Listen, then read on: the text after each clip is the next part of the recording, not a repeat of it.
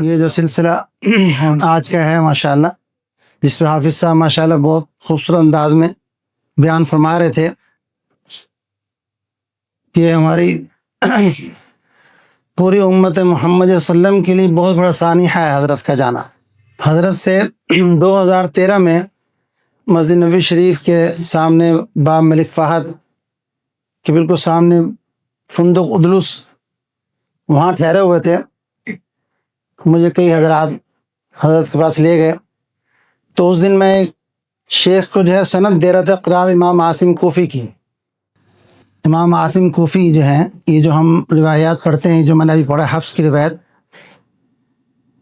7 قراتیں ہیں، ان میں سے ایک قرات امام عاصم کوفی ہے۔ امام عاصم کوفی کے 2 راوی ہیں، فَأَمَّا أَبُو بَكْرٍ وَعَاصِمٌ اسْمُهُ فَشُعْبَةُ رَابِيهِ الْمُبَرِّزُ أَفْضَلَ وَذَاكَ ابْنُ عَيَّاشٍ أَبُو بَكْرٍ الرِّضَا وَحَفْصٌ وَبِالْإِتْقَانِ كَانَ مُفَضَّلًا۔ شاطبیہ کا شعر ہے کہ امام عاصم کوفی کے 2 راوی ہیں۔ کون کون سے؟ شعبہ اور حفص۔ حفص تو ہم سب حضرات پڑھتے ہیں، دوسرے راوی ان کے شعبہ۔ تو قرات امام عاصم کوفی کی ایک سند جو ہے ایک شیخ کو میں دے رہا تھا، تو جب حضرات نے مجھے کہا تو میں وہ سند لے کر برکت کے لیے اور دعا کے لیے وہ سند ساتھ لے گیا۔ سبحان اللہ۔ تو میں نے سند پیش کی اور اس کی حضرت دعا فرما دیں اس کے لیے، اور میرے لیے دعا فرما دیں اللہ تعالیٰ آخری سانس تک مجھے اسی کام میں لگائے رکھے۔ تو حضرت نے فرمایا نئی سند دیں اور اس میں میرا نام لکھ کے دیں۔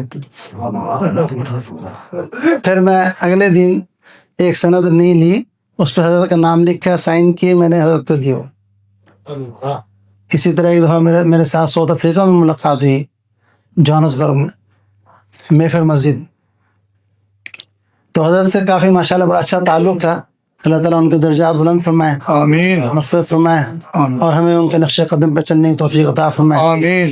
وآخر دعوانا الحمدللہ۔ ویڈیو کے نیچے سبسکرائب کے بٹن پہ کلک کریں، بیل کے آئیکن پہ کلک کیجئے تاکہ ہر نئی ویڈیو کی نوٹیفیکیشن آپ کو مل جائے۔